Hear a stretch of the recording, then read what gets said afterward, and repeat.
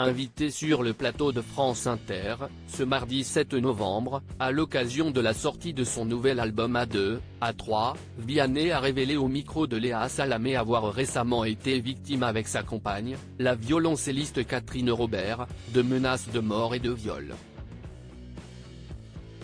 Interrogé sur les prises d'engagement et de position de moins en moins présentes dans la société des différents artistes, le chanteur, qui a multiplié les confidences ces derniers jours, a raconté une part de son vécu pour expliquer selon lui les raisons qui poussent ces derniers à ne pas trop donner leurs avis et opinions dans les médias. Quand il y a eu l'attentat du 7 octobre, j'ai partagé un hommage, mais ça me paraissait normal, je veux dire, je n'ai pas réfléchi, a-t-il d'abord déclaré, faisant référence aux attaques subies par la population civile israélienne de la part du groupe terroriste Hamas et qui ont fait plus de 1400 morts, le chanteur comparant cet événement à ce vécu en France, le 13 novembre 2015.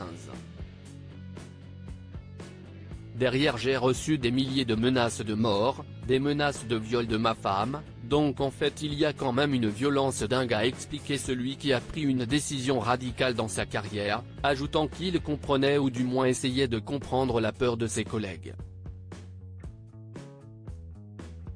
Néanmoins, le chanteur de Beau Papa a estimé qu'il fallait aussi, par l'empathie dont font preuve les artistes, savoir aller au-delà de cette peur pour exprimer et soutenir ce qu'il considère juste.